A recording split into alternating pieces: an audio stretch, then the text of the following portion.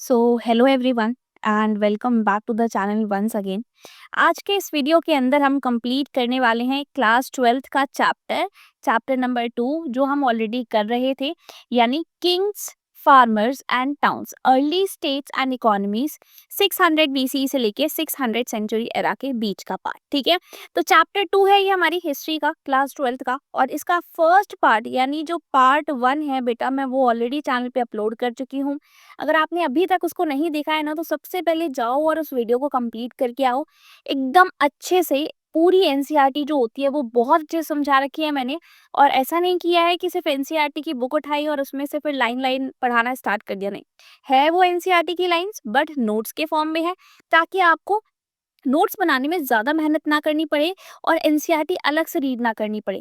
दोनों ही काम आपके एक साथ हो जाएंगे। वहाँ पे मैंने मैप्स भी ऐड कर दिया, पिक्चर्स भी ऐड कर दिया, सब कुछ कर रखा है। सेम आज की क्लास में हम क्या करने वाले हैं, इसका जो पार्ट 2 है वो कंप्लीट करेंगे। ठीक है, जो भी ये चैप्टर मीनिंग था वो पूरा का पूरा इस पार्ट के अंदर, इस वीडियो के अंदर कंप्लीट कर देंगे।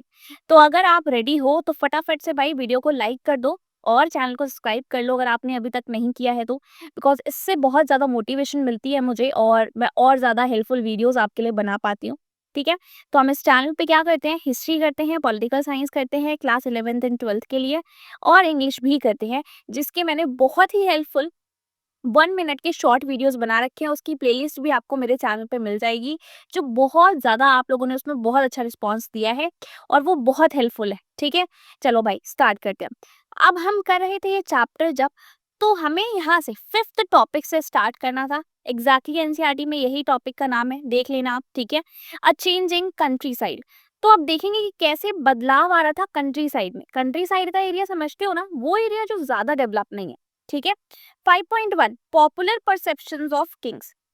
जो राजा हुआ करते थे उनके पॉपुलर परसेप्शंस क्या थे, वो सोचते क्या थे, क्या उनके दिमाग में बातें चलती थी, इन सारी चीजों को हम यहाँ पे समझ रहे होंगे। Okay, obviously inscriptions do not provide all the answers. मतलब जब हम इंस्क्रिप्शंस को पढ़ते हैं तो सारे आंसर्स तो नहीं मिलते हैं हमें। In fact ordinary people rarely left accounts of their thoughts and experiences. यानी जो आम जनता है, आपकी जैसी हमारे जैसी, हम बहुत ज्यादा महान तो है नहीं, तो हम लोग अपनी लाइफ कैसे जीते थे, किस तरीके से रहते थे, हमें आने वाली जनरेशन को कैसे पता चलेगा। जो बहुत महान लोग हैं, जिन्होंने बहुत अच्छा कंट्रीब्यूशन किया है कुछ, या फिर जिनका अलग अलग फील्ड्स में नाम है, सिर्फ वही लोग तो पॉपुलर होंगे ना, उनके बारे में ही तो किताबों में लिखा जाएगा और उनके बारे में ही आने वाली जनरेशन जान पाएगी। बट हमारे बारे में, आपके बारे में कैसे आने वाली जनरेशन जान पाएगी, क्योंकि हम तो ऑर्डिनरी पीपल है। और मान लो हम तो फिर भी सोशल मीडिया पे एक्टिव होकर अपनी कुछ कुछ चीज़ें जो है वो अपलोड कर देते हैं, जिससे शायद आने वाली जनरेशन हमें जान पाए, देख पाए। बट वो लोग, जैसे कि अगर हम बात करें हमारे पेरेंट्स की, जो किसी सोशल मीडिया प्लेटफॉर्म पे जल्दी नहीं होते हैं, या फिर हमारे ग्रैंड पेरेंट्स की बात करें जो कि इन सारी चीज़ों से तो बिल्कुल भी अवेयर नहीं है ना, और उनमें से काफ़ी सारे ऐसे हैं जो बिल्कुल पढ़े लिखे भी नहीं है। तो उन लोगों के बारे में, उन लोगों की लाइफ के बारे में आगे आने वाली जनरेशन कैसे जान पाएगी? क्या बहुत अच्छे से जान पाएगी, वो समझ पाएगी? नहीं। इसी तरीके से पुराने ज़माने में बहुत सारे लोग पढ़े लिखे नहीं होते थे, जो आम जनता होती थी उसके बारे में हमें इंफॉर्मेशन ना के बराबर मिल पाती है, यानी हम उनके बारे में बहुत कम जान पाते हैं। Nevertheless, historians have tried to solve this problem by examining stories contained in anthologies such as Jatakas and Panchatantra. तो ये पंचतंत्रा की कहानियां हुआ करती हैं बेटा, आपके जो पेरेंट्स होंगे उनको जरूर पता होगा इसके बारे में, ग्रैंड पेरेंट्स और पेरेंट्स को। तो इनके अंदर कुछ कुछ कहानियां लिखी होती हैं, ओरल जो कहानियां सुनाई जाती हैं, जैसे आपकी दादी नानी ने आपको कोई बेड टाइम स्टोरी सुनाई, वो आपको याद है। तो ये सारी कहानियां हैं जिसके जरिए हम आम लोगों के बारे में थोड़ा बहुत जान पाते हैं कि वो लोग कैसे रहा करते होंगे। ठीक है, many of these stories probably originated as popular oral tales. मतलब ज्यादातर इनमें से पॉपुलर ओरल टेल्स थी, यानी एक इंसान ने दूसरे इंसान को वो कहानी बताई, फिर दूसरे ने तीसरे को बताई। तो हो सकता है कि ये जो कहानियां हैं वो आगे पहुंचते पहुंचते उसकी जो इन्फॉर्मेशन है वो बदल जाए। ठीक है, that were later committed to writing. इन्हीं कहानियों को बाद में डिसाइड किया गया कि भाई अब लिखना भी स्टार्ट कर देते हैं इन्हीं कहानियों को। जातकास वर रिटन इन पाली। तो ये जो जातकास थी, जो जातकास वाली स्टोरी थी, इनको पाली भाषा के अंदर लिखा जाता था around the middle of the first millennium century era. ठीक है। तो यानी जो फर्स्ट मिलेनियम सेंचुरी एरा था उसके दौरान, उस टाइम के दौरान पाली भाषा के अंदर ये जो जातकास हैं, ये जो ओरल टेल्स हैं, जो कहानियां हैं, जो आम जनता के बारे में हमें इंफॉर्मेशन प्रोवाइड करती हैं, ये लिखी जा रही थी। ठीक है, इससे ही हिस्टोरियंस आइडिया लगा पाते हैं कि उन लोगों की लाइफ क्या थी। इतना समझ में आया कि पॉपुलर परसेप्शन हमें राजाओं का तो पता चल रहा था, मतलब राजा क्या सोचते हैं, राजा क्या करते हैं, ये तो पता चल रहा था। But what subjects think about their rulers, मतलब जो प्रजा है वो अपने राजाओं के बारे में, प्रजा अपने महाराज के बारे में क्या सोचती है, ये कैसे पता चलेगा? क्योंकि हर महाराज, हर राजा यही तो दिखाने की कोशिश करेगा कि उसकी प्रजा बहुत खुश है ना? बट उसकी प्रजा खुश है या नहीं, ये कैसे पता चलेगा? ये इन कहानियों के जरिए पता चलता है। जो जातकास है, जो पंचतंत्रा में लिखी हुई कहानियां हैं, इनके जरिए हमें पता चलता है। One story known as Gandatindu Jataka describes the plight of the subjects of a wicked king.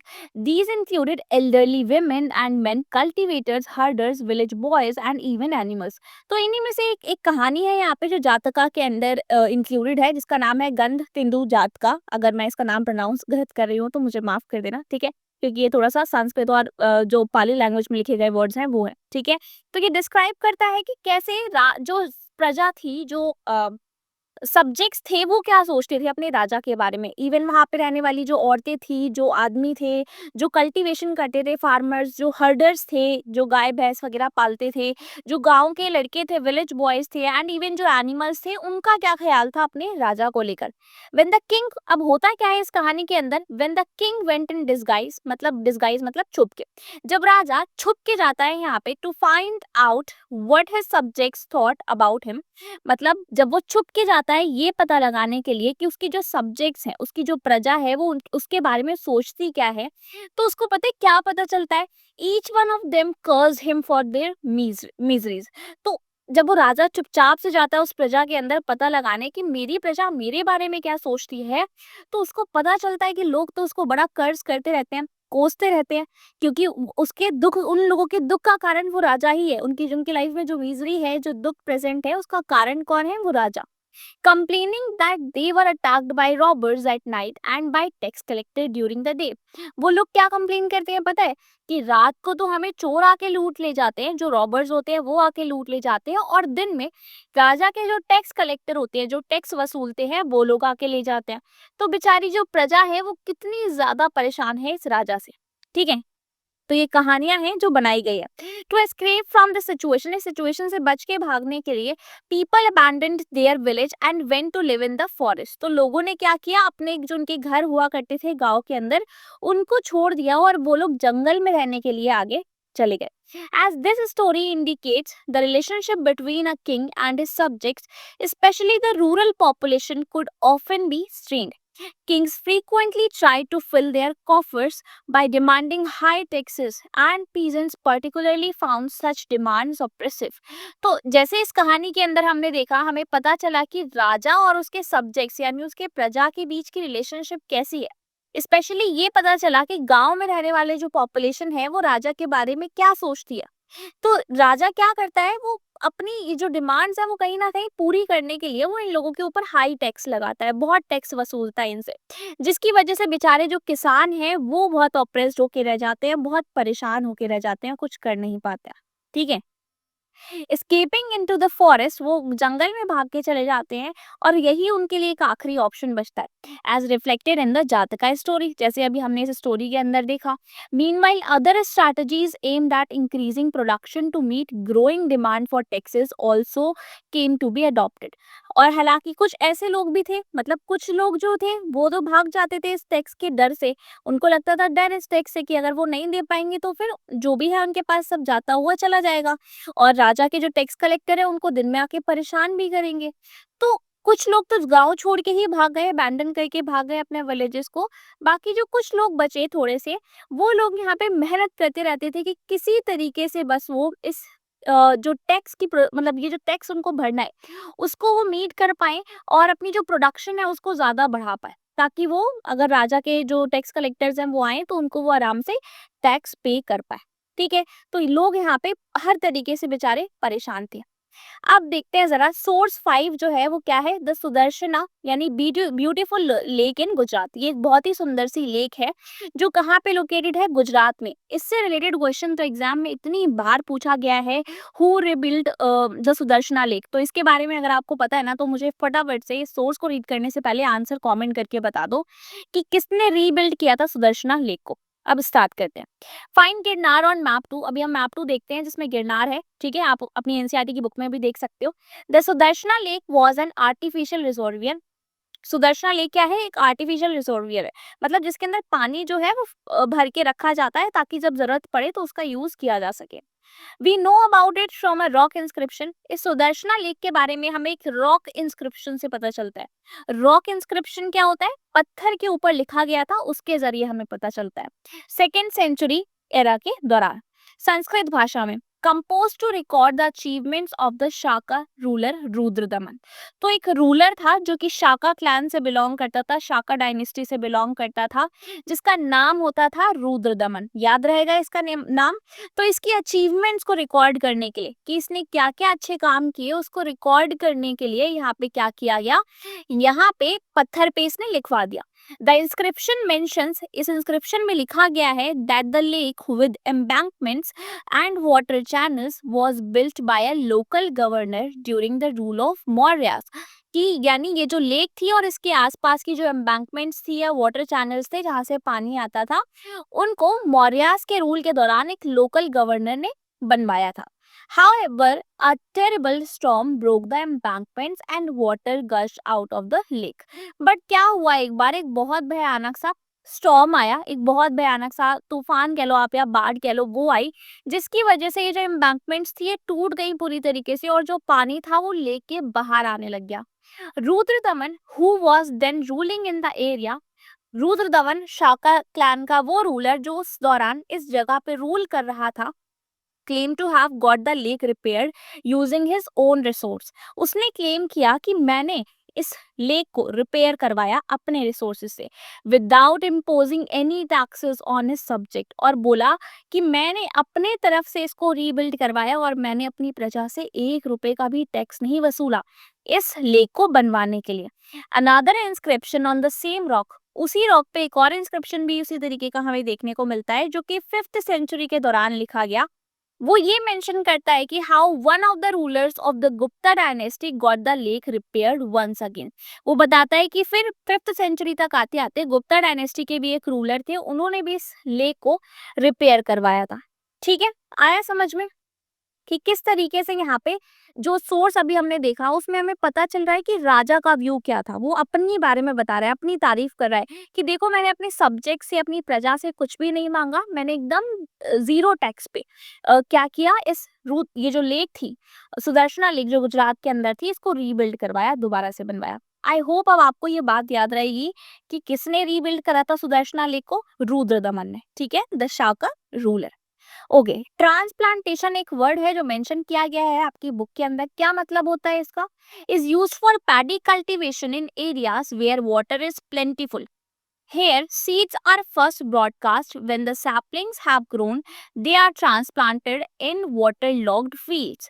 This ensures a higher ratio of survival of saplings and higher yields. तो देखो ट्रांसप्लांटेशन क्या होती है। मान लो ये एक छोटी सी जगह है, ठीक है, इसमें मैंने बहुत सारे चावल के जो बीज होते हैं, पैडी लिखा है ना यहाँ पे राइस, ठीक है, उसके बीज मैंने बहुत सारे डाल दिए। अब यहाँ पे क्या हुआ, छोटे छोटे पौधे निकल आए। तो जो छोटे छोटे पौधे होते हैं उनको हम क्या बोलते हैं, सैपलिंग्स। ये छोटे छोटे पौधे निकल आए, बट अभी यहाँ पे ही अगर रह जाएंगे तो ये ज्यादा बड़े नहीं हो पाएंगे।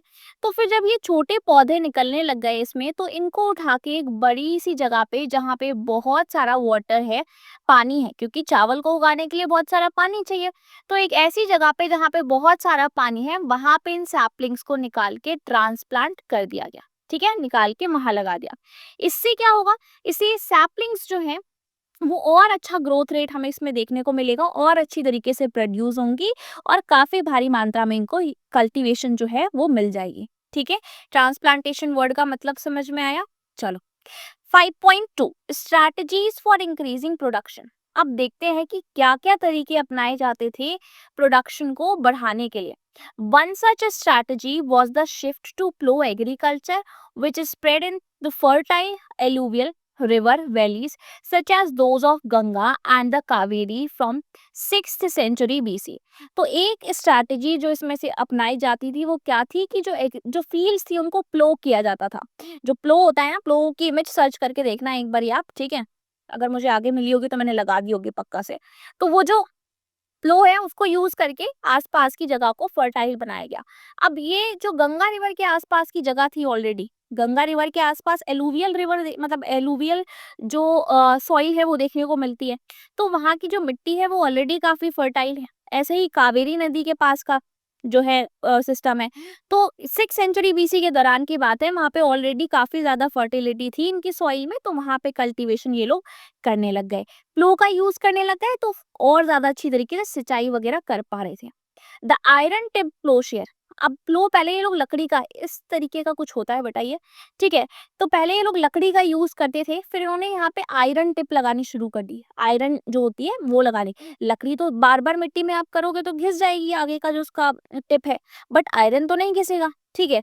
तो आयरन टिप प्लोशेयर को इन्होंने यूज करना स्टार्ट कर दिया। Was used to turn the alluvial soil in areas which had high rainfall. तो जहाँ पे पानी बहुत हुआ करता था वहां मिट्टी बिल्कुल दब जाती थी, ठीक है? बारिश बहुत हुई तो मिट्टी जो है वो बिल्कुल दब गई। अब उसको निकालने के लिए सिर्फ वुडन प्लो काफी नहीं है, तो इन्होंने आयरन टिप्ड प्लो का स्टार्ट करना शुरू कर दिया। तो मिट्टी ऊपर आएगी तो और अच्छे से फर्टाइल जो है वो हो पाएगी। Moreover in some parts of Ganga valley production of paddy was dramatically increased by introduction of transplantation। और काफी सारी जगहों पे गंगा वैली के आसपास की जगह पे क्या हुआ, पैडी यानी चावल की जो प्रोडक्शन थी वो बहुत ज्यादा बढ़ गई जब ट्रांसप्लांटेशन को यूज करना स्टार्ट किया गया। मैंने भी आपको बताया ट्रांसप्लांटेशन क्या है, ठीक है?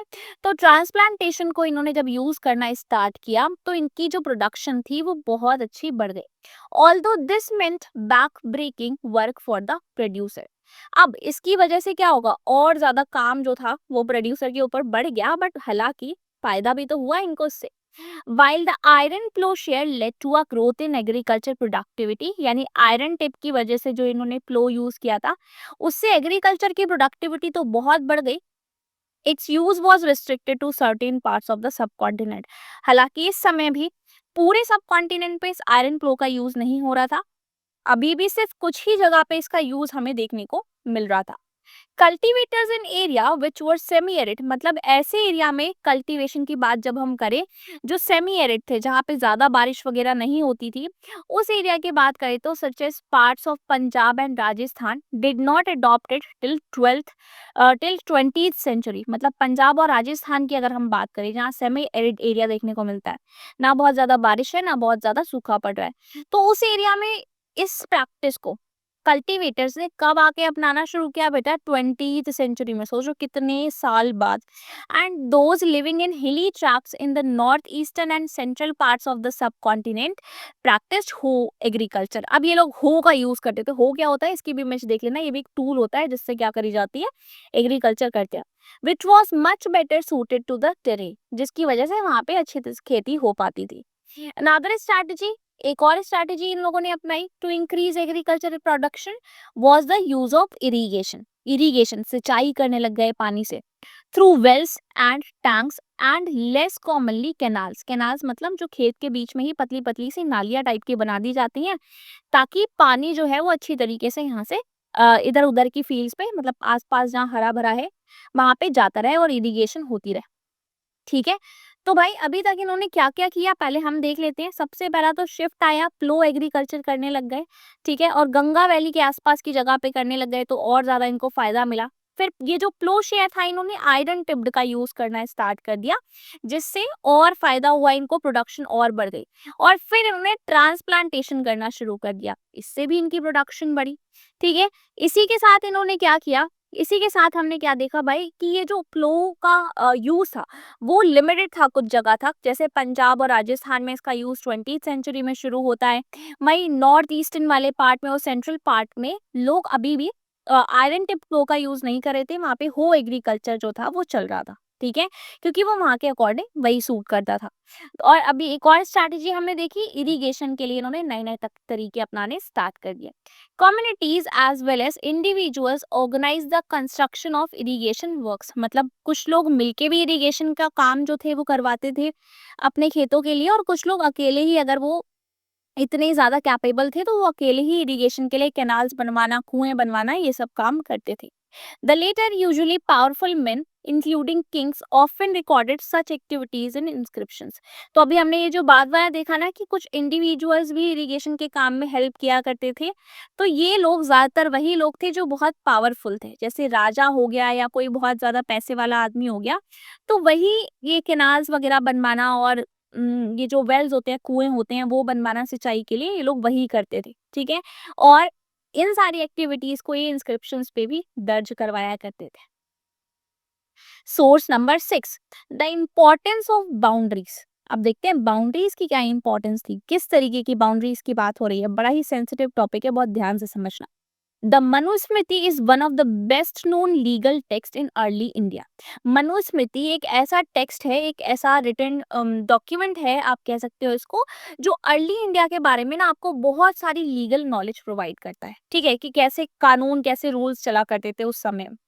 हालांकि इसको संस्कृत भाषा में लिखा गया और सेकेंड सेंचुरी बीसी से लेके सेकेंड सेंचुरी एरा के बीच में इसको कंपोज किया गया, लिखा गया। This is what the text advises the king to do. तो देखते हैं जरा कि ये जो टेक्स्ट था ये राजाओं को क्या काम करने को बोलता था, क्योंकि इसके अंदर सारे जितने भी वर्णाज होते थे उनकी ड्यूटीज भी मेंशन होती थी। Seeing that in the world controversies, तो जब देखा गया कि वर्ल्ड में बड़ी कंट्रोवर्सीज हैं, constantly arise due to the ignorance of boundaries, he should have concealed boundary. तो अब यहाँ क्या बोला गया, marked buried stones, bones, cows hair, chaff, ashes, potsherds, dried cow dung, bricks, coal, pebbles, and sand. He should also have other similar substances that would not decay in the soil, buried as hidden markers at the intersection of boundaries. तो बोला गया कि भाई अलग अलग चीजें जो हैं अगर वो बाउंड्रीज को डिवाइड करेंगी, ठीक है, तो बाउंड्रीज की जो इग्नोरेंस है ना, कि जो आपको काम सौंपा गया है वही करना है, तो ये चीज जो है वो चलती रहनी चाहिए।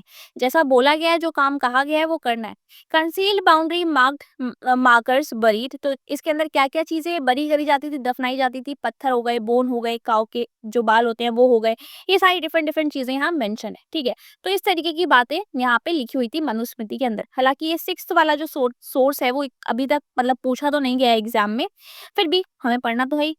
अब 5.3, differences in rural society. While these technologies often led to an increase in production, अब क्या हुआ, हमने देखा कि अलग अलग तकनीकें अपनाई गई प्रोडक्शन को इंक्रीज करने के लिए, तो इससे प्रोडक्शन तो बढ़ी, the benefits were uneven, but जो बेनिफिट हुआ इसका प्रोडक्शन के बढ़ने का वो हर किसी को एक समान नहीं हुआ, बड़ा ही असमान तरीके से ये बेनिफिट हुआ। What is evident is that there was a growing differentiation amongst people engaged in agriculture. हमें देखने को मिला कि वो लोग जो एग्रीकल्चर करते हैं, खेती बाड़ी करते हैं, उसके अंदर भी हमें डिफरेंशिएशन, बहुत अलग अलग चीजें देखने को मिली। Stories specially with in the Buddhist tradition, Buddhist tradition के अंदर ही कुछ कहानियां सुनने को मिलती हैं जो बताती हैं लैंडलेस एग्रीकल्चरल लेबर्स के बारे में, यानी वो किसान जो किसानी तो करते हैं बट उनकी खुद की कोई जमीन नहीं है, क्या उनको इन सारी चीजों का कोई फायदा होगा? बेटा नहीं हुआ उनको कोई भी फायदा। स्मॉल पीजेंट्स जो छोटे किसान थे उनको भी इतना ज्यादा फायदा नहीं हुआ, एज वेल एज लार्ज जो लैंड होल्डर्स थे उनको तो फायदा हुआ, उनके बारे में तो अभी हम पढ़ेंगे। द टर्म गहपति, ये गहपति वर्ड इंपॉर्टेंट है, ये पूछ लेता है कई बारी, was often use in Pali text, इसको पाली टेक्स्ट में कई बार यूज किया गया है to designate the second and third categories, जो दूसरी या तीसरी कैटेगरीज होती हैं उनको बताने के लिए यूज किया गया। गृहपति यानी जो ये स्मॉल पीजेंट्स हो गए या फिर लार्ज लैंड होल्डर्स हो गए उनके बारे में। ठीक है, large land holders as well as the village headman, मतलब जो बड़े बड़े किसान हुआ करते थे या जमींदार हुआ करते थे या गांव का कोई हेडमैन सरपंच हुआ करता था, whose position was often hereditary, मतलब जिसकी पोजीशन हेरिडेटरी होती थी, जैसे सरपंच है तो फिर उसके बाद उसका बेटा सरपंच बनेगा, फिर उसका बेटा, इस तरीके से होती थी। एमर्ज एज पावरफुल फिगर्स, तो इन लोगों ने अपनी जगह समाज में बहुत ज्यादा बना ली थी, बहुत दबदबा अपना समाज में क्रिएट कर लिया था। And often exercise control over other cultivators, और बाकी लोग जो कल्टीवेशन किया करते थे उनके ऊपर भी ये लोग कंट्रोल जमा के रखते थे।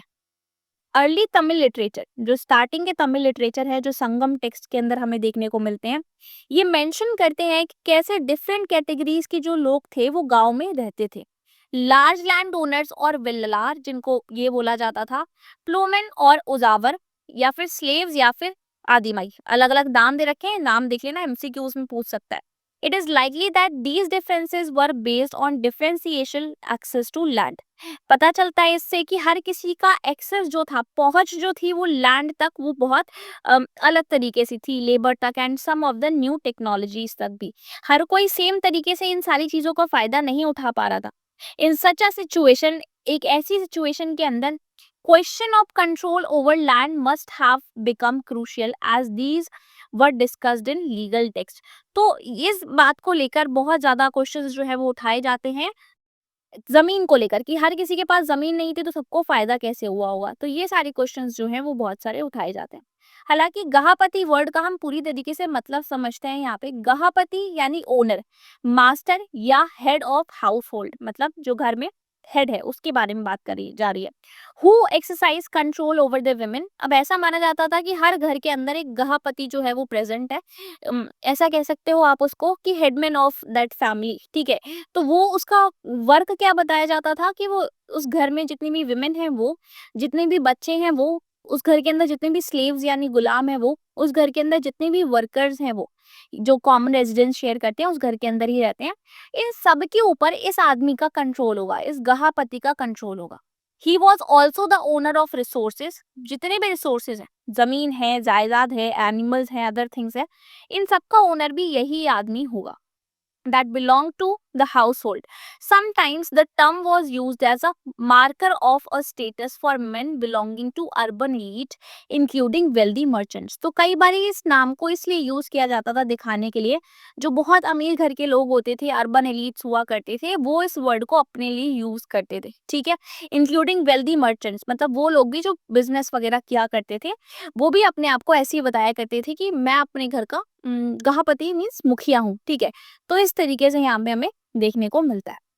Land grants and new rural elites. अब क्या होता है, from the early centuries of the common era we find grants of land being made, many of which were recorded in inscriptions. तो बहुत सारे लैंड ग्रांट्स दिए जा रहे थे। लैंड ग्रांट्स वर्ड का मतलब क्या है, जमीन का दान देना। तो अभी हमें देखने को मिलता है कि इन सेंचुरीज के दौरान बहुत सारे दान किए जा रहे थे जमीन के। Some of these inscriptions were on stone. तो जब किसी इंसान को जमीन दान करी जा रही है तो उसके बारे में एक स्टोन के इंस्क्रिप्शन पे, पत्थर पे मेंशन करवा दिया जाता था। But most were on copper plates, but ज्यादातर इनमें से किस पे होते थे, कॉपर की जो प्लेट होती है उस पे होते थे, उसमें लिखा होता था। Which were probably given as a record of the transaction to whose to those who receive the land. तो इसमें उस इंसान का नाम लिखा होता था जिसको ये जमीन दान दी जा रही है, और उस इंसान का नाम भी लिखा होता था जिसके द्वारा ये जमीन दान करी जा रही है। The records that have survived are generally about grants to religious institutions. ज्यादातर जो रिकॉर्ड्स हमें देखने को मिले हैं उसमें यही देखने को मिला है कि जो ग्रांट्स है, जो जमीन का दान दिया जा रहा है, वो रिलीजियस इंस्टीट्यूशंस को दिया जा रहा है या फिर ब्राह्मणास को दिया जा रहा है, ताकि वो उस पे मंदिर बना सके या फिर जो भी रिलीजियस इंस्टीट्यूशन है उसको सेटअप कर सके। मोस्ट इंस्क्रिप्शंस, ज्यादातर इंस्क्रिप्शंस जो इसमें से लिखे गए, चाहे वो कॉपर की प्लेट पे हो या स्टोन पे हो, वो सारे संस्कृत भाषा के अंदर ही प्रेजेंट थे, ठीक है। In some cases and specially from the 7th century onwards, मतलब कुछ केसेस में और स्पेशली कब, 7th सेंचुरी के बाद, part of the inscription was in Sanskrit, मतलब उसका पार्ट जो था वो संस्कृत भाषा में हुआ करता था, while the rest was in a local language. बाकी जो हिस्सा था वो लोकल लैंग्वेज में, वहां पे जो भी लोकल लैंग्वेज चलती है, तमिल, तेलुगु, उस भाषा में भी उसमें लिखा होता था। Let us look at one such inscription more closely. तो चलो हम एक ऐसे इंस्क्रिप्शन के बारे में देखते हैं, थोड़ा ध्यान से समझते हैं, जिससे बहुत सारे क्वेश्चंस एग्जाम में बनते हैं। तो ये है प्रभावती गुप्ता के बारे में। Prabhavati Gupta was the daughter of one of the most important rulers in early Indian history. Early Indian history में बहुत ही इंपॉर्टेंट, बहुत पावरफुल रूलर हुआ करते थे एक, जिनका नाम था Chandragupta the second. Chandragupta the second 375 से लेके 415 सेंचुरी एरा के बीच में रूल करते थे। इनकी बेटी थी Prabhavati Gupta. She was married into another important ruling family. इनकी शादी भी एक ऐसे ही राजघराने में हुई। और किनसे हुई? वाकाटाकास किंग जो थे उनसे हुई, जो बहुत पावरफुल थे डेक्कन एरिया में। ठीक है, अभी मैप 3 देखेंगे, उसमें हम इस चीज को देखेंगे। तो एक बार देखते हैं जरा, ये जो फिगर्स वगैरह हैं उनको देख लेते हैं, अगर यहाँ पिक्चर्स मैंने ऐड करी हो तो। कौन सा था वो फिगर? अभी हम देख के आते हैं जरा। ये फिगर था हमारा, इसमें मेंशन तो किया गया था, कहाँ गया? 2.13। तो अभी हमने जो देखा वो कौन सा था फिर? 2.6 है। तो आगे हमें देखने को मिलेंगे, आगे हम एक साथ ही देख लेंगे फिर इन सारी इमेजेस को, ठीक है बेटा? ओके। अदरवाइज आप एनसीईआरटी भी साइड में रख सकते हो, सब कुछ वही है इसमें, और कुछ अलग नहीं है, ठीक है? According to Sanskrit legal text, जो संस्कृत लीगल टेक्स्ट था उसके अकॉर्डिंग ऐसा बोला जाता था कि women were not supposed to have independent access to resources such as land. उस समय के दौरान ऐसा बोला जाता था कि जो औरतें हैं उनके पास कोई ऐसा लीगल राइट नहीं होगा कि उनके पास खुद की कोई जमीन हो और वो किसी को दान कर पाए, मतलब उनके नाम पे कुछ नहीं होगा। However the inscription indicates that Prabhavati had access to land which she then granted। But इस इंस्क्रिप्शन को पढ़ के ये पता चलता है कि प्रभावती गुप्ता अलग थी। इनके पास लैंड का एक्सेस भी था और उन्होंने इस जमीन को दान भी किया किसी को, ठीक है? ये पता चला हमें, जो बहुत रेयर था। This may have been because she was a queen. हो सकता है ये कारण रहा हो कि वो एक रानी थी, वो एक नॉर्मल घर से बिलोंग नहीं करती थी, शायद इस वजह से उनके पास ये जमीन रही हो। One of the few known from early Indian history and her situation was therefore exceptional. इसीलिए इनकी कहानी जो है वो बड़ी एक्सेप्शनल है, बड़ी अलग है। It is also possible that the provisions of legal text were not uniformly implemented. ऐसा भी हो सकता है कि जो बातें लिखी गई थी टेक्स्ट के अंदर वो हमेशा फॉलो ना करी जाती हो, सिर्फ कहने के लिए ही हो। जैसे लिखा गया था लीगल टेक्स्ट में कि औरतों के पास ये अधिकार नहीं है कि वो उनके पास लैंड का एक्सेस हो और वो लैंड किसी को दान कर सके। पर जब हम प्रभावती गुप्ता का केस देखते हैं तो वहां तो कहानी अलग है। उनके पास लैंड भी है और वो दान भी कर रही हैं। हो सकता है इसका कारण ये रहा हो कि वो एक रानी थी, वो क्वीन थी, इसलिए उनके पास एक्सेस था। और दूसरा कारण ये भी हो सकता है कि ये सारे रूल्स यूनिफॉर्मली सब जगह एक तरीके से अप्लाई ही ना होते हो। हर कोई शायद इन रूल्स को फॉलो ना करता हो, ठीक है? The inscription also gives us an idea about rural population. ये जो इंस्क्रिप्शन है ये हमें रूरल पॉपुलेशन, गांव में रहने वाले लोगों के बारे में भी इंफॉर्मेशन देता है। दीज इंक्लूडेड ब्राह्मणास के बारे में बताया गया है, पीजेंट्स के बारे में, as well as others who were expected to provide a range of produce to the king or his representatives। तो यहाँ राजा के बारे में, किसान के बारे में और उन लोगों के बारे में जिनसे एक्सपेक्ट किया जाता था कि वो राजा को और उनके जो रिप्रेजेंटेटिव्स हैं, उनको जो रिप्रेजेंट कर रहे हैं, उनको कुछ ना कुछ प्रोवाइड करेंगे। And according to the inscription, इस इंस्क्रिप्शन के according they would have to obey the new lord of the village. तो जो नया लॉर्ड है, मतलब जो नया हेड आने वाला है विलेज का, उसको उनको ओबे करना होगा, उनकी बात माननी होगी। And perhaps pay him all his dues, जितने भी ये ड्यूज हैं उनको पे करने होंगे, जो भी बकाया पैसे वैसे है सब देना पड़ेगा। Land grants such as this one have been found in several parts of the country. तो इस तरीके के लैंड ग्रांट्स हमें कई जगह पे इंडिया में देखने को मिले। There were regional variations in the sizes of land donated. हालांकि ये मैटर करता था कि हो सकता है कि किसी एरिया में जो जमीन है वो काफी बड़ी दान करी गई, किसी एरिया में छोटी दान करी गई, तो साइज मैटर कर सकता है, डिपेंड कर सकता है, वेरी कर सकता है। Ranging from small plots to vast stretches of uncultivated land and the rights given to donees, मतलब उन लोगों को जो अधिकार दिए जाते थे, the recipient of the grant, जिसको वो दान करी जा रही है, ठीक है? तो उस जो जमीन जिस इंसान को दान करी जा रही है उसके अधिकारों के बारे में भी यहाँ पे लिखा होता था। The impact of land grants is a subject of heated debate among historians. तो हिस्टोरियंस हमेशा लैंड ग्रांट के ऊपर, इनके बीच में ये डिबेट चलती रहती है कि इसका क्या असर रहता होगा। Some feel that land grants were part of a strategy adopted by ruling lineages to extend agriculture to new areas. तो कुछ लोगों का ऐसा मानना है कि लैंड ग्रांट शायद इसलिए यहाँ पे दिए जाते थे ताकि जो एग्रीकल्चर है वो काफी ज्यादा आगे वाले एरिया तक भी बढ़ सके। अदर सजेस्ट, वहीं कुछ लोगों का मानना है that land grants were indicative of weakening political power, ये दिखाना कि उनकी जो पावर है, पॉलिटिकल पावर है, वो कहीं ना कहीं कमजोर होती हुई चली जा रही है। As kings were losing control over their samantas, क्योंकि राजा अपने सामंतास को, जो उनके नीचे काम किया करते थे, चीफ्स, उनको कंट्रोल नहीं कर पा रहे थे। They try to win by allies by making grants of land, तो उन्होंने क्या किया, जमीन ही दान करनी शुरू कर दी, दोस्त बनाने शुरू कर दिया, और उसके बाद लैंड ग्रांट किए ताकि उनको सपोर्ट मिले। They also feel that king try to project themselves as superman, तो कई बारी राजा जो थे वो अपने आप को सुपरमैन दिखाने की कोशिश करते थे, as we saw in the previous section, because they were losing control, क्योंकि वो कंट्रोल हो रहे हैं। They wanted to present at least a figure of power, वो किसी ना किसी तरीके से अपनी पावर तो दिखाना ही चाहते हैं। तो लैंड ग्रांट्स यहाँ पे उनको कहीं ना कहीं कुछ इंसाइट तो देते थे रिलेशनशिप के बारे में, कल्टीवेटर्स और राजा के बीच में, स्टेट के बीच में कैसे रिलेशनशिप है। मेनली यहाँ पे सिर्फ इतनी सी बात कही गई है कि कई बारी राजा की जब पावर वीक हो रही होती थी, पॉलिटिकल पावर कमजोर हो रही होती थी, तो वो अपनी पावर को दिखाने के लिए, ये बताने के लिए कि अभी भी मेरे पास पावर है, वो कई बारी जमीन का दान किया करते थे। आया समझ में? चलो, however there were people who were often beyond the reach of officials or samantas, जैसे बहुत सारे ऐसे भी लोग थे जो राजा के कंट्रोल के अंदर नहीं आ पाते थे, जैसे पेस्टोरलिस्ट, मतलब जो पशु पालन करते हैं वो, फिशर फोक, हंटर गैदरर्स, मोबाइल और semi sedentary artisans and shifting cultivators, तो इन सब के ऊपर राजा का कंट्रोल नहीं होता था। इधर से उधर मूव करते रहते हैं, बेटा कंट्रोल कहाँ से होगा। Generally such groups did not keep detailed record of their lives and transaction, इसीलिए हमें इनके बारे में ज्यादा जानकारी भी नहीं मिलती है, क्योंकि इनकी लाइफ के बारे में रिकॉर्ड करने वाला कोई था भी नहीं। ठीक है। एंड अग्रहारा वॉज, अब अग्रहारा क्या है?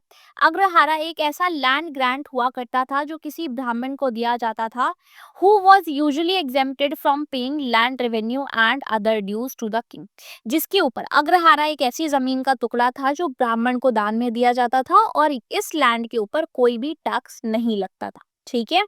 And was often given the right to collect these dues from the local people, तो जो लोकल पीपल थे, जो लोकल लोग थे, मतलब उनसे वो इंसान टैक्स कलेक्ट कर सकता है, बट जो जमीन ब्राह्मण को दान करी गई है उससे वो टैक्स नहीं कलेक्ट कर सकता। ठीक है।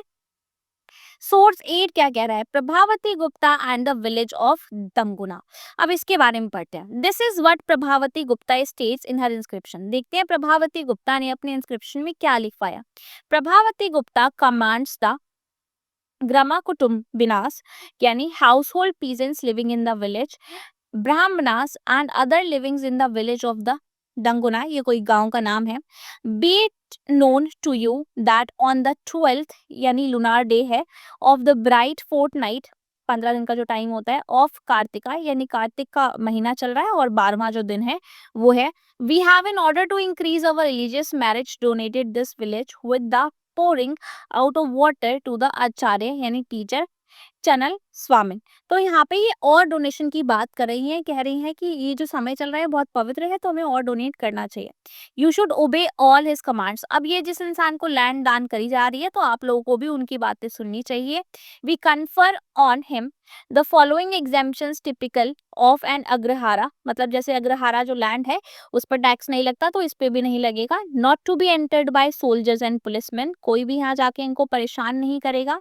exempt from obligations to provide grass, animal hides as seeds and charcoal to the touring royal officers, exempt from the royal prerogative of purchasing fermenting liquors and digging salt, exempt। अब बताया जा रहा है कि किस किस चीज से एग्जेम्पशन, जहाँ भी एग्जेम्प्ट वर्ड लिखा हुआ है इसका मतलब इस चीज से आपको छूट प्रोवाइड करी जा रही है, ना आपको ये सब पे करना है, ना आपको ये देना पड़ेगा। यानी ये जमीन जो है वो अग्रहारा है, यानी वो पूरी उस ब्राह्मण के कंट्रोल के अंदर है, और उसके ऊपर मतलब इन सारी चीजों का कोई भी असर नहीं पड़ने वाला है। ठीक है। Mines of khadira trees exempt from ना ही उसको यहाँ पे इससे भी एग्जाम किया जा रहा है कि ऑब्लिगेशन नहीं रहेगी उसके ऊपर कोई। Flower and milk together with the right to hidden treasures and deposits together with the major and minor taxes, चाहे छोटा हो टैक्स हो या बड़ा हो, बट कुछ भी पे नहीं करना है। And agrahara was a land granted to a Brahmin, ये एक ऐसा लैंड है जो ब्राह्मण को दान किया जा रहा है, जिसमें कोई टैक्स नहीं पे करना है, कोई भी ड्यूज राजा को नहीं पे करने हैं। And was often given the right to collect these dues from the local people, और उस इंसान को ये भी राइट दिया गया, अधिकार दिया गया है कि वो चाहे तो दूसरों से टैक्स कलेक्ट कर सकता है। This charter has been written in the 13th regnal year. It has been engraved by Chakradasa, इसको चक्रदासा के द्वारा एंग्रेव करके लिखा गया, जिससे हमें प्रभावती गुप्ता के बारे में पता चलता है कि उन्होंने एक लैंड डोनेट किया था। द हिस्ट्री ऑफ पाटलिपुत्रा, ये बहुत इंटरेस्टिंग है और जाननी भी बड़ी जरूरी है। Each city had a history of its own, हर एक शहर का, जहाँ जिस शहर में आप भी रहते होंगे उस शहर की भी कोई ना कोई एक हिस्ट्री रही होगी। इसी तरीके से पाटलिपुत्रा की, और पाटलिपुत्रा तो बड़ी ही इंपॉर्टेंट है। For instance begin as a village known as Pataligrama, तो ये पाटलिपुत्रा जो था वो पाटलीग्रामा के नाम से जाना जाता था, क्योंकि ये एक गांव हुआ करता था। Then in 5th century BC, यानी 5th सेंचुरी बीसी के टाइम में the Magadhan rulers decided to shift their capital, उन लोगों ने डिसाइड किया कि वो अपनी कैपिटल शिफ्ट करेंगे, राजगृह से पाटलिपुत्रा जो है वो अपनी कैपिटल लेकर आएंगे to this settlement and renamed it, और उन्होंने फिर इस जगह का नाम भी बदल दिया। 4th सेंचुरी बीसी तक आते आते it was the capital of Mauryan empire, ये मौर्यन एम्पायर की कैपिटल बन चुकी थी, and one of the largest cities in Asia, Asia में जो बहुत बड़ी बड़ी सिटीज हुआ करती थी उनमें से एक ये भी थी, ठीक है। Subsequently its importance apparently decline, हालांकि इसकी इंपॉर्टेंस धीरे धीरे डिक्लाइन करती हुई चली गई। व्हेन द चाइनीज पिलग्रिम शुआनजांग जब आते हैं शहर के अंदर 7th सेंचुरी में, तो उनको पता चलता है he found it in dunes and with a very small population, उनको वो बताते हैं कि इस समय में पाटलिपुत्रा बड़ी ही बुरी हालत में था, जो ड्यून्स होते हैं, जो मलबा वगैरह होता है वो देखने को मिलता है, और बहुत ही कम पॉपुलेशन इस जगह पे रहती है, ठीक है। अब नेक्स्ट टॉपिक पे चलते हैं। 6th टॉपिक है towns and trades, new cities. Let us retrace our steps back to the urban centres that emerged in several parts of the subcontinent from 6th century BC। तो अब उस समय की बात करें हम, तब 6th सेंचुरी बीसी के दौरान से यहाँ पे कुछ कुछ स्टेप्स लिए जा रहे थे कि अर्बन सेंटर्स जो हैं वो एमर्ज होंगे, मतलब शहर जो हैं वो बनेंगे। Many of these were Capitals of mahajanapadas, इनमें से ज्यादातर जो थी वो महाजनपदा की कैपिटल ही हुआ करती थी, मतलब जितने भी शहर बन रहे थे वो महाजनपदा की कैपिटल ही थे। Virtually all major towns were located along routes of communication, ज्यादातर जगह पे ऐसी जगह ये कैपिटल बनाई गई थी जहाँ पे कम्युनिकेशन का रूट्स, मतलब आने जाने का जरिया हो, नेटवर्क कनेक्टिविटी वगैरह हो। Some such as Pataliputra were on riverine routes, जैसे पाटलिपुत्रा की बात करें तो वो रिवराइन रूट्स पे, नदियों के वाले जो रूट था, कम्युनिकेशन नेटवर्क था, उसके पास इसको लोकेट किया गया था। ओके। अदर्स जैसे बाकी जो कैपिटल थी जैसे उज्जैनी, ये किस पे था, ये एक लैंड टूर था। और भी बहुत सारी है, जैसे पुहार जो कि कोस्टल एरिया के पास था, समुद्र के इलाके के पास था। From where sea routes begin, जहां से समुद्री जो व्यापार था और रूट था वो चालू हुआ। मेनी सिटीज लाइक मथुरा वर बसलिंग सेंटर्स, मथुरा एक बसलिंग सेंटर था जहाँ कमर्शियल, कल्चरल और पॉलिटिकल एक्टिविटीज देखने को मिल रही थी हमें उस समय में, ठीक है। ये फिगर देखो जरा, the gift of an image, this is a part of an image from Mathura, ये मथुरा की ही एक इमेज का पार्ट है। On the pedestal is a Prakrit inscription, एक प्राकृत इंस्क्रिप्शन है, ये मेंशन कर रहा है यहाँ पे एक औरत के बारे में जिसका नाम है नागापिया, जो कि वाइफ है किसकी बेटा, गोल्डस्मिथ की, ठीक है। और नेम्ड धर्मका, जिसका नाम क्या है, Dharmaka installed this image in a shrine, जिसको श्राइन के अंदर यानी जो मूर्ति होती है उसके अंदर इस इमेज को यहाँ पे रखा गया था। ओके, चलो 6.2 अर्बन पॉपुलेशंस की बात करें और एलिट्स और क्राफ्ट पर्सन की बात करते हैं। We have seen that kings and ruling elites lived in fortified cities, हमने देखा और पढ़ा कि जो राजा हुआ करते थे और जो बड़े बड़े घरों से बिलोंग करते थे, ये सारे लोग रहते थे फोर्टिफाइड सिटीज में, किले बंद शहर के अंदर रहते थे, क्योंकि वहां पे होती थी प्रोटेक्शन और सारी चीजें अवेलेबल होती थी। Although it is difficult to conduct extensive excavations at most sites because people live in these areas even today, unlike the Harappan cities, a wide range of artifacts have been recovered from them। तो यहाँ पे अभी भी excavation जब करी गई तो बहुत सारी चीजें नहीं भी मिली, क्योंकि यहाँ के जो रहने वाले लोग थे उन्होंने अपने पास ये चीजें रखी थी, और अभी भी बहुत सारी इनमें से रिकवर करी जाती रहती है उनसे कई बारी। ठीक है, तो ये देखो मैप 3 ज़रा, अलग-अलग कैपिटल्स यहाँ पे देख सकते हो, मथुरा जो कि एक ग्रेट बस्टलिंग सेंटर था उस टाइम पीरियड में, पाटलिपुत्रा रिवराइन आइलैंड के पास बसा हुआ था, ठीक है। These include fine potteries, bowls and dishes with a glossy finish. तो यहाँ पे क्या था, अलग-अलग सुंदर-सुंदर जो पोट्री बोल्स थे वो मिलते थे, मिट्टी से बने हुए बर्तन मिलते थे। नॉर्दर्न ब्लैक पॉलिश्ड वेयर जिनके वो हम बोलते हैं, प्रोबेबली जो कि अमीर लोगों के द्वारा यूज करे जाते रहे होंगे। ऑर्नामेंट्स मतलब हार वगैरह, tools, weapons, vessels, figurines made of a wide range of materials, अलग-अलग चीज़ों से यूज करके जो बनाए जाते थे, gold, silver, copper, bronze, ivory, glass, shell, terracotta, इन सारी चीज़ों से बनी हुई चीज़ें भी यहाँ पे मिलती हैं। By the second century BC के दौरान we find short votive inscription, एक छोटा सा वोटिव इंस्क्रिप्शन मिलता है इसे यहाँ पे हमें इन अ नंबर ऑफ सिटीज। और दीज मेंशन, इसके अंदर वोटिव इंस्क्रिप्शन के अंदर क्या मेंशन था, इसके अंदर नाम मेंशन था उस डोनर का जिसने दान किया है, एंड समटाइम स्पेसिफाई हिज और हर ऑक्यूपेशन एज वेल, कई बारी उसके बारे में ये भी बताया जाता था कि ये इंसान जो दान कर रहा है ये काम क्या करता है, इसकी ऑक्यूपेशन क्या है। They tell us about people who lived in towns, इससे हमें पता चलता है उन लोगों के बारे में जो टाउन्स में रहते थे। वॉशिंग फोक मतलब जो धोबी होते हैं वो, वीवर्स जो बुनने बुनने का काम करते हैं, स्क्राइब्स जो लिखने का काम करते हैं, कारपेंटर्स लकड़ी का काम करते हैं, पॉटर्स जो मिट्टी के बर्तन बनाते हैं, गोल्ड स्मिथ्स, ब्लैक स्मिथ सुनार लोहा, ठीक है। ऑफिशियल्स, रिलीजियस टीचर्स जो थे, मर्चेंट्स और किंग्स थे, इन सब के बारे में हमें नॉलेज मिलता है। समटाइम्स गिल्ड्स और श्रेणीज, गिल्ड्स या फिर श्रेणी का मतलब है ग्रुप, मतलब कुछ लोगों का ग्रुप जिन्होंने अपने ग्रुप्स जो हैं वो बना रखे हैं, वो कुछ क्राफ्ट प्रोड्यूसर्स हैं, उन लोगों ने क्या किया, अपने ग्रुप बनवा लिए। And merchants are mentioned as well. These guilds मतलब ये जो गिल्ड्स थे, जो ग्रुप्स थे, प्रोबेबली प्रोक्योर्ड रॉ मटेरियल्स, ये लोग ऐसा रहा होगा कि रॉ मटेरियल्स लेकर आते थे, फिर प्रोडक्शन करते थे, फिर उसके बाद फिनिश्ड जो गुड था, फिनिश्ड जो सामान था, उसको मार्केट तक पहुंचाते थे। It is likely that craft person use the range of iron tools, तो ये बात तो सीधी सी है कि भाई जो क्राफ्ट पर्सन था वो बहुत सारी अलग अलग तरीके के आयरन टूल्स का यूज करता रहा होगा। जैसे जैसे अर्बन एलिट्स की डिमांड ग्रो होती गई, वैसी वैसी डिजाइन वो बनाता गया।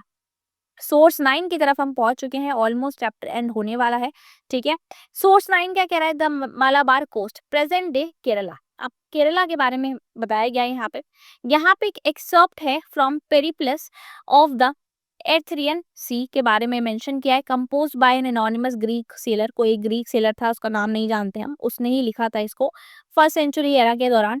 दे that is traders from abroad, मतलब ये लोग जो कि ट्रेडर्स थे, कहाँ से, अब्रॉड से, send large ships to these markets towns on account of the great quantity, यहाँ पे बहुत सारे सामान ये बेचते थे, and bulk of pepper and माला बथरम, यानी पॉसिबली जो सिनेमन रहती है, दालचीनी की स्टिक रहती है, वो सारी चीजें ये प्रोड्यूस होती थी यहाँ पे और ये उसका ट्रेड किया करते थे। देयर आर इम्पोर्टेड, हे, तो ये सारी चीजें जो थी यहाँ इम्पोर्ट करी जाती थी। In the first place a great quantity of coin, coin के भी हमें काफी अच्छी क्वांटिटी मिली, टोपास जो एंटी मनी होते हैं उनकी भी, मिनरल जो यूज किया जाता है ना, कलरिंग सब्सटेंस होता है उसकी, कोरल की, क्रूड ग्लास की, कॉपर, टिन, लीड, ये सारी चीजें मिली। देयर इज एक्सपोर्टेड पेपर, यहाँ पे पेपर भी होती थी, मिर्च भी होती थी, जिसको एक्सपोर्ट किया जाता था, बेचा जाता था बाहर, which is produced in quantity in only one region near these markets, तो यहाँ पे मार्केट के पास में ही इसको एक जगह थी, वहाँ बहुत भारी मात्रा में उगाया जाता था।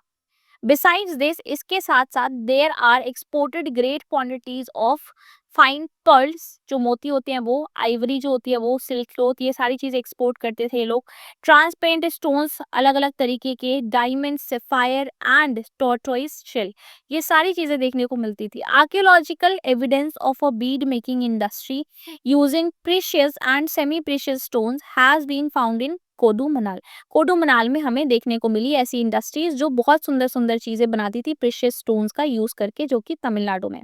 It is likely that local traders brought the stones mentioned in the Periplus from sites such as these or to the coastal ports, तो ये जो लोकल यहाँ के लोग रहे होंगे वही इनको अलग अलग जगह से लेकर आए होंगे और फिर इनसे चीजें बनाते रहे होंगे।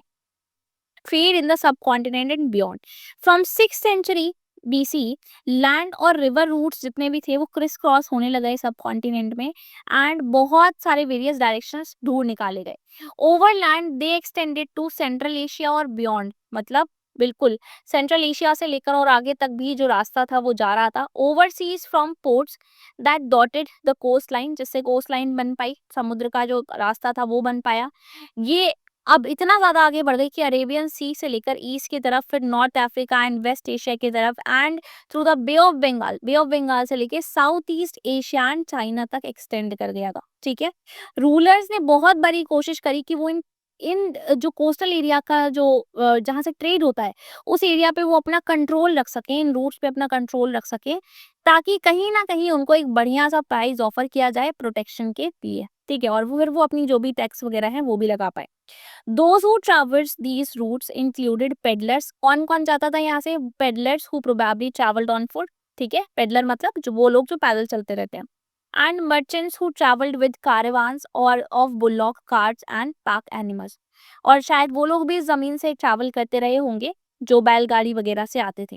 Also there were seafarers whose ventures were risky but highly profitable.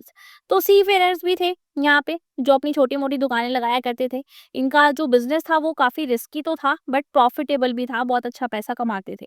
Successful merchants designated as Masatuvan in Tamil and Sethis and Satvahas in Prakrit could become enormously rich। तो ये लोग इस जगह के, इस रीजन के थे, जो काफी ज्यादा अर्न कर चुके थे, पैसा कमा चुके थे अच्छा खासा इस ट्रेड की वजह से। बहुत सारे तरीके के जो गुड्स थे वो देखने को मिलते थे और एक जगह से दूसरी जगह कैरी करके ले जाए जाते थे। जैसे नमक हो गया, ग्रेन हो गया, क्लोथ हो गया, मेटल ओर्स हो गए, फिनिश प्रोडक्ट्स हो गए, स्टोन, टिम्बर, मेडिसिनल प्लांट्स हो गए, जिनमें से हम कुछ ही चीज़ों का भी नाम यहाँ पे मेंशन कर सकते हैं, ठीक है? हालाँकि बहुत सारी चीज़ें एक जगह से दूसरी जगह पहुँचाई जाती थी। स्पाइसेस स्पेशली पेपर, जो काली मिर्च देखते हो ना आप, बहुत important, were in high demand. Roman Empire में तो इसकी इतनी डिमांड थी। और टेक्सटाइल्स की, मेडिसिनल प्लांट जो होते हैं जिससे दवाइयाँ बनती हैं, उसकी भी बड़ी डिमांड थी, जिसको ट्रांसपोर्ट किया जाता था अरेबियन सी से लेके मेडिटेरियन सी तक। तो इतना लंबा जो ट्रेड था वो पूरा चल रहा था। Coins and kings. To some extent, exchanges were facilitated by the introduction of coinage. तो और आसान हो गया बिजनेस कर पाना, एक्सचेंज कर पाना जब कॉइनेज आया।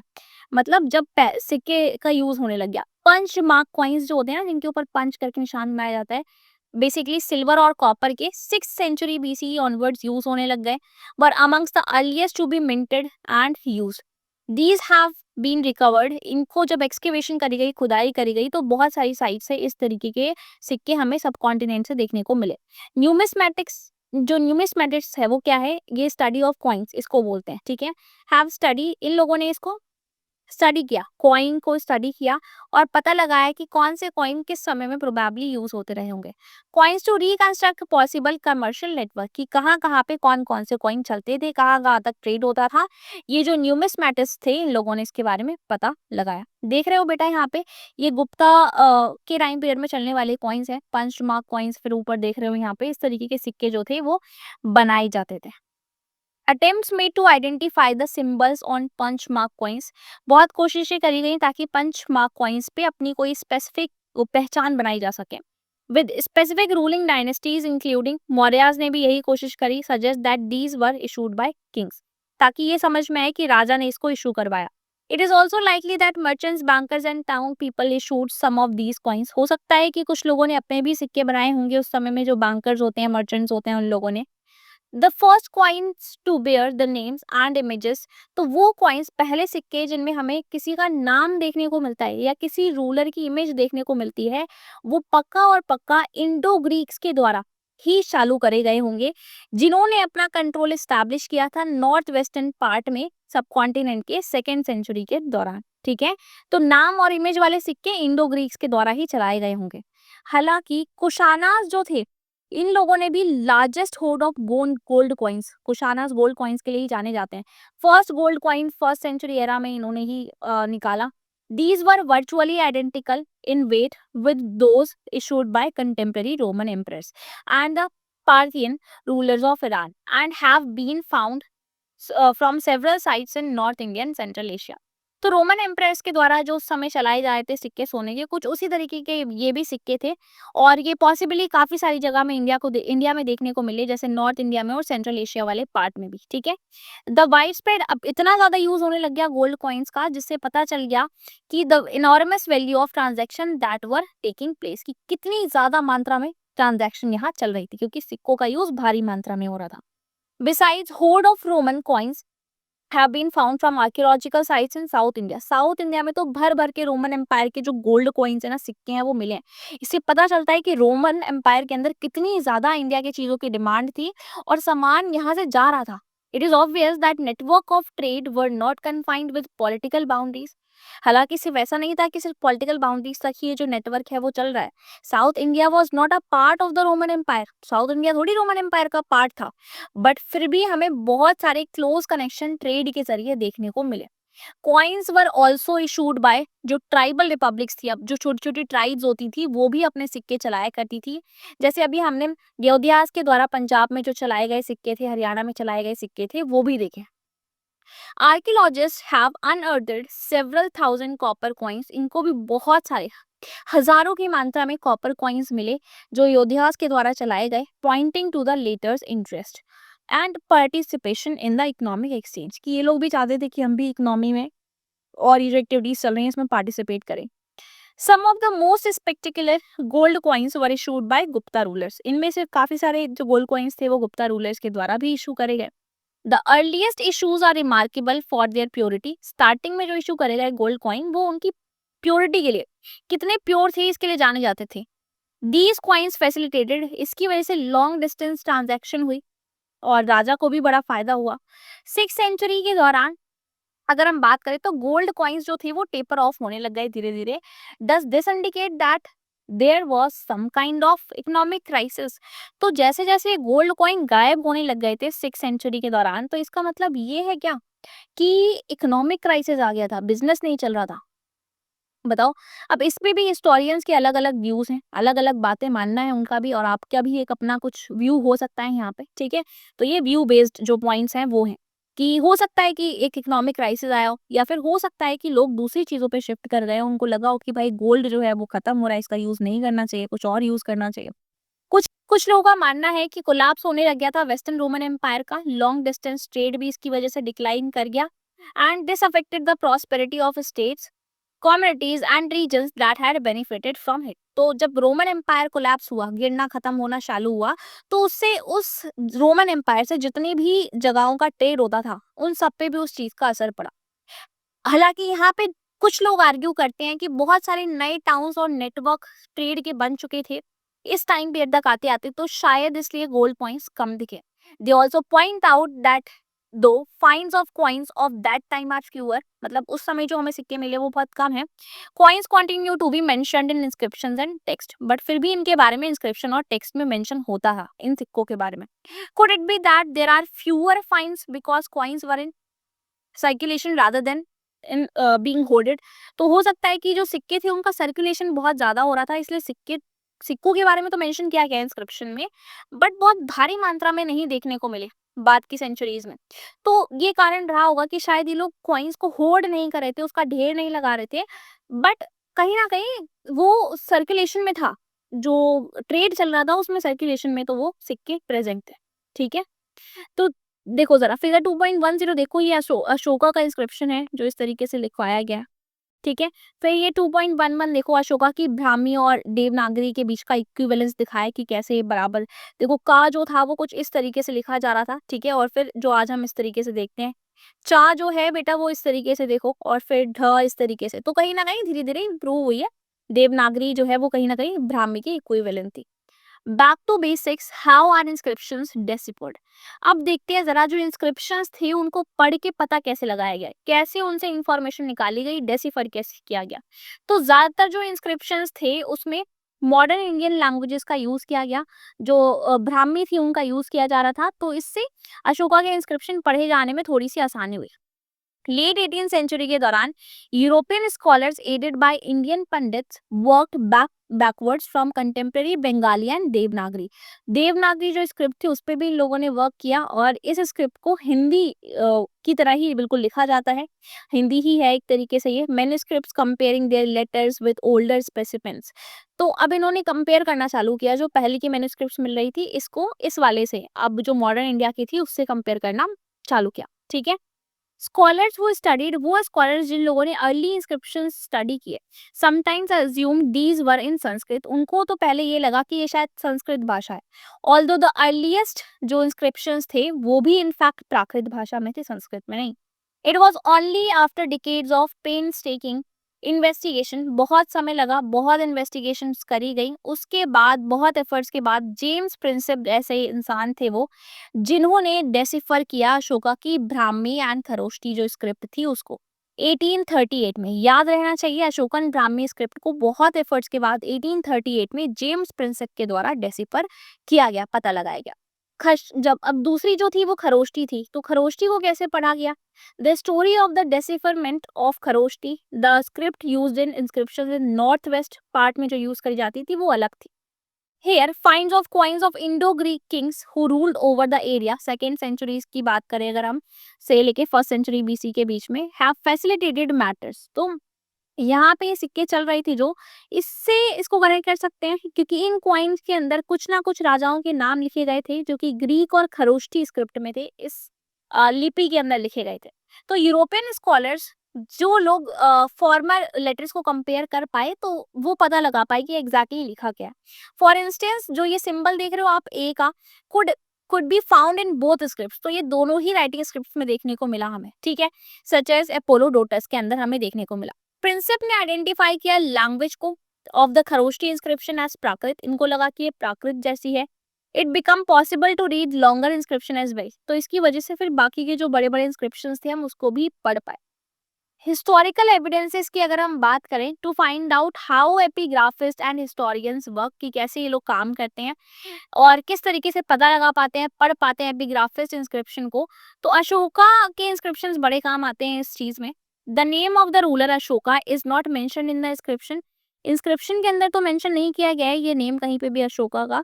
वट इज यूज इंस्टीड, क्या क्या टाइटल्स यूज करे गए हैं इसकी जगह, तो नाम नहीं मेंशन करा है देख रहे हो, बट टाइटल्स यूज करे गए हैं, जैसे देवम, देवम पिए, और उसके बाद जिसका मतलब है बिलव्ड ऑफ द गॉड्स, भगवान का जो बहुत ज्यादा प्यारा है, Piyadasi pleasant to behold, ठीक है। तो इस तरीके के टाइटल जो भगवान की इक्विवेलेंट है वो यूज करे गए। The name Ashoka is mentioned in some other inscription, कुछ ऐसे इंस्क्रिप्शंस हैं जिनके अंदर मेंशन किया गया है अशोका का नाम, बट इसमें भी कुछ ना कुछ टाइटल्स हमें देखने को मिलते हैं। जब हम एग्जामिन करते हैं इन सारे इंस्क्रिप्शंस को तो हमें पता चलता है, इनकी टर्म्स के बारे में समझ पाते हैं, इनकी लैंग्वेज, इनकी पेलियोग्राफी के बारे में पढ़ पाते हैं। एपिग्राफिस्ट ने फिर कंक्लूड किया that they were issued bye same ruler, तब समझ में आता है कि अच्छा ये जो कॉइन है, ये जो इंस्क्रिप्शन है, ये उसी सेम रूलर के द्वारा इशू किया गया था। Ashoka claims that earlier rulers had no arrangement to receive reports, तो अशोका ऐसा भी जैसे क्लेम करते हैं, वो बताते हैं कि पहले तो कोई अरेंजमेंट ही नहीं थी जिससे कि राजा के पास रिपोर्ट आ सके, बट मैंने एक ऐसी अरेंजमेंट जो थी वो क्रिएट करी। हिस्टोरियंस कॉन्स्टेंटली एक्सेस करते रहते हैं स्टेटमेंट्स को मेड इन इंस्क्रिप्शंस टू जज whether they are true, plausible और एग्जैसरेशंस हैं, क्या वो बहुत बढ़ा चढ़ा के बताई जा रही है, क्या वो सच है जो स्टेटमेंट्स लिखी गई हैं इंस्क्रिप्शन में, तो ये सारी बातें भी पता लगाना बड़ा जरूरी है। Words within brackets are sometimes added by epigraphists to make the meaning of sentence clear। तो कई बारी एपिग्राफिस्ट क्या करते हैं, जो लिटरल चीजें लिखी हुई हैं उसके ब्रैकेट में उसकी जो ट्रांसलेशन है या जो इजियर वर्ड है वो लिख देते हैं, ताकि हम समझ पाए कि वो इंस्क्रिप्शन कहना क्या चाह रहा है। This has to be done carefully, बहुत ध्यान से ऐसा करना पड़ता है, क्योंकि उस वर्ड को अगर गलत तरीके से बताया गया हमें तो उसकी जो इंटेंडेड मीनिंग है वो बिल्कुल चेंज हो जाएगी, जो ऑथर कहना चाह रहा था वो मीनिंग तो हम समझ ही नहीं पाएंगे, ठीक है। Historians have to make other assessments as well, बहुत सारे अलग अलग चीजें भी हिस्टोरियंस को करनी पड़ती है। If a king if a Kings orders were inscribed on natural rock, मान लो कि पत्थर के ऊपर लिखा गया किसी राजा के द्वारा, ठीक है, किसी इंपॉर्टेंट कम्युनिकेशन के रूट के बारे में, would passer by have stop to read this, तो क्या वो जो आसपास के लोग जा रहे थे वहां से वो रुके होंगे इसको पढ़ने के लिए? ज्यादातर लोग शायद उस टाइम के पढ़े लिखे नहीं थे तो वो नहीं रुकते होंगे। क्या हर कोई सब कॉन्टिनेंट में पूरी प्राकृत लैंग्वेज को पढ़ पाता था, पाटलिपुत्रा में जो यूज हो रही थी। Would the orders of the king have been followed? तो अभी भी ऐसे बहुत सारे क्वेश्चंस हैं जो अनआंसर्ड है, जिनका आंसर हम नहीं बता लगा पाते हैं। वाइल जो अशोका के इंस्क्रिप्शंस थे वो आज भी प्रेजेंट डे उड़ीसा में हमें देखने को मिलते हैं, जो दिखाते हैं हिज एंग्विश इज मिसिंग, कहीं ना कहीं वो चीजें जो है वो गायब हो गई हैं। Inscription has not been found in the region that was conquered. तो कलिंगा का पूरा आपको वॉर याद होगी कि वहाँ पे जिस एरिया को कॉन्क्यूर कर लिया गया था, वहाँ पे तो इंस्क्रिप्शंस नहीं मिले। तो क्वेश्चंस फिर भी अभी उठते हैं, was the anguish of the recent conquest too painful in the region? कि क्या इतना ज्यादा ये जो कॉन्क्वेस्ट था वो पेनफुल था इस रीजन के अंदर? Was the ruler unable to address the issue? क्या जो रूलर था उस टाइम पीरियड में अशोका इस बात को एड्रेस ही नहीं कर पाए थे, या फिर जो वहाँ के रूलर थे वो जनता तक ये बात पहुंचा ही नहीं पा रहे थे? देखो इस तरीके का ग्रीक इंडो ग्रीक कॉइन है जो यूज किया जा रहा था उस समय। अब देखते हैं जरा सोर्स 10 सोर्स 11, और फिर उसके बाद थोड़ा सा ये जो पार्ट है वो बचा हुआ है हमारा, फिर खत्म। ठीक है। Source 10, the orders of the king, the speaks king Devampiya की बात करी जा रही है, तो यानी अशोका की बात हो रही है यहाँ पे। In the past there were no arrangements for disposing affairs nor for receiving regular reports, but I have made the following arrangement. तो यहाँ पे कौन बता रहा है अपने बारे में? अशोका बता रहे हैं कि मेरे से पहले किसी भी राजा ने ऐसा एफर्ट नहीं लगाया कि रिपोर्ट्स उनके पास, रेगुलर रिपोर्ट्स प्रजा में चल क्या रहा है वो सारी बातें उन तक पहुंचती रहे, बट मैंने एक ऐसा अरेंजमेंट किया है। पत, अब क्या बनाया इन्होंने? Pativedakas should report to me about the affair. तो ये पति वेदकास कोई पोस्ट है जो क्या करेंगे, जो अशोका तक सारी बातें पहुंचाएंगे कि प्रजा में चल क्या रहा है, about the affairs of the people at all times anywhere whether I am eating the inner apartment और in the bedroom in the cow pen being carried. तो मैं कहीं पे भी हूँ, किसी भी जगह पे हूँ, मैं अपने कमरे के अंदर बैठा हूँ, बेडरूम में हूँ, कहीं पे भी हूँ, किसी भी जगह पे हूँ, तो वो अगर कोई भी ऐसा इशू है तो पति वेदकास का काम है कि वो फटाफट से आए और मुझे आके इन्फॉर्म करे इस चीज के बारे में। बीइंग कैरीड पॉसिबली इन अ पेलिंक्विन और इन द गार्डन, मैं कहीं पे भी हूँ, मुझे रिपोर्ट पहुंचनी चाहिए। And I will dispose of the affairs of the people everywhere, और हर जगह मैं इस चीज को समझूंगा और फिर उसको सॉल्यूशन निकालने की कोशिश करूंगा। तो ना, मतलब देखने की कोशिश करो कि कैसे वो जो राजा है अशोका जो है, he is not mentioning his name directly, उसने अपना इस सोर्स के अंदर कहीं भी नाम मेंशन नहीं किया है। क्या नाम मेंशन किया है? देवम ना पिए पियदसी, जिस वर्ड का हमने मतलब देखा था, जिसका मतलब है कि भगवान का जो बहुत ज्यादा क्लोज है वो। ठीक है। तो अशोका यहाँ अपनी तारीफ कर रहे हैं, वो बता रहे हैं कि कैसे किसी राजा ने ऐसा नहीं किया, बट मैंने एक ऐसी अरेंजमेंट जो थी वो करी। ठीक है। The anguish of the king source 11, ये भी अशोका के बारे में ही है। Had been ruling for 8 years, लगभग 8 साल से रूल कर रहे थे, द कंट्री ऑफ द कलिंगास, जो प्रेजेंट डे उड़ीसा है, तो वॉज कॉन्क्यूर्ड बाय हिम, इनके द्वारा ही जीती गई थी, अशोका के द्वारा। 150,000 men were deported, 100,000 were killed, इतने सारे लोग जो थे वो मरे। ठीक है।